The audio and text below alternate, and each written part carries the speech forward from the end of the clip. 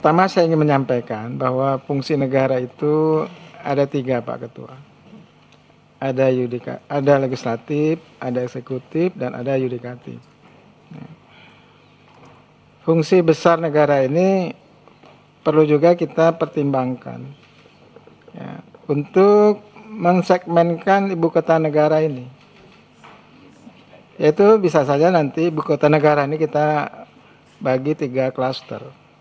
Ada ibu kota negara yang berkaitan dengan legislatif, ada ibu kota negara yang berkaitan dengan eksekutif, ada ibu kota negara yang berkaitan dengan yudikatif. Sehingga fungsi ibu kota negara itu memiliki optimalisasi dengan fungsinya masing-masing.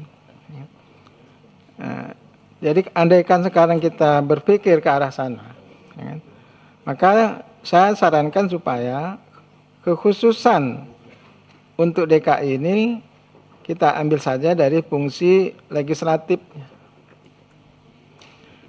Karena bangunan DPR di sini ini lebih megah, lebih mewah dibandingkan dengan bangunan legislatif di negara yang pernah kita kunjungi gitu.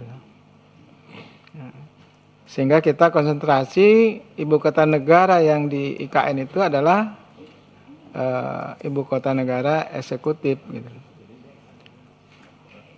Untuk sementara mungkin ya kan yudikatifnya hanya diletakkan di Jakarta dulu gitu. Sebelum nanti kita menemukan sebuah wilayah yang lebih cocok untuk yudikatif itu.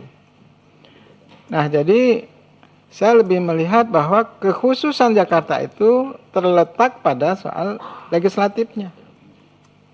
Jadi Jakarta ini kita proyeksikan adalah sebagai sebuah kota negara yang fungsinya itu memproduksi undang-undang.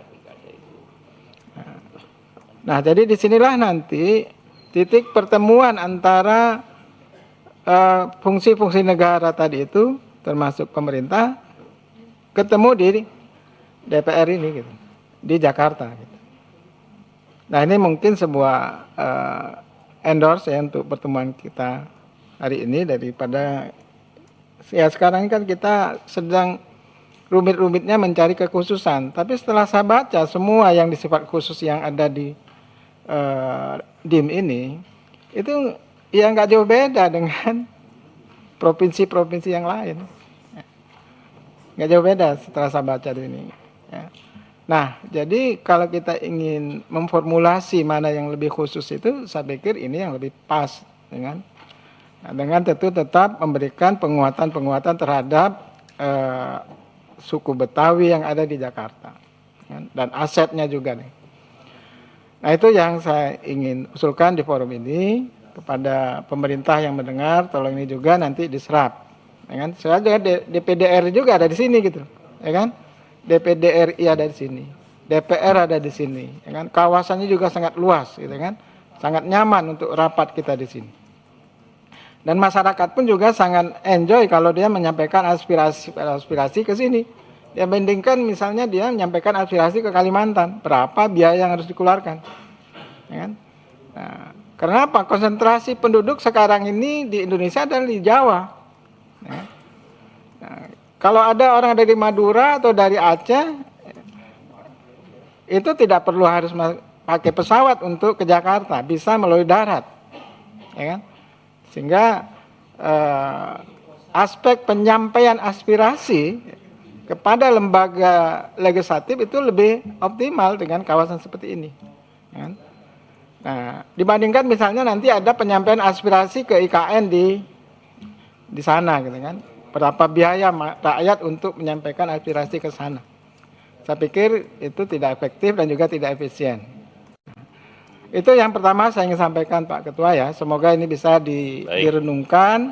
Supaya kita juga tidak di tengah kebuntuan kita mencari kekhususan. Kemudian yang kedua saya ingin sampaikan juga supaya juga kita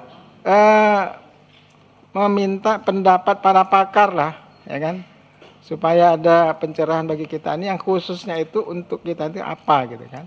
Tapi saya menyarankan tadi adalah itu ibu kota negara dibagi 3 gitu.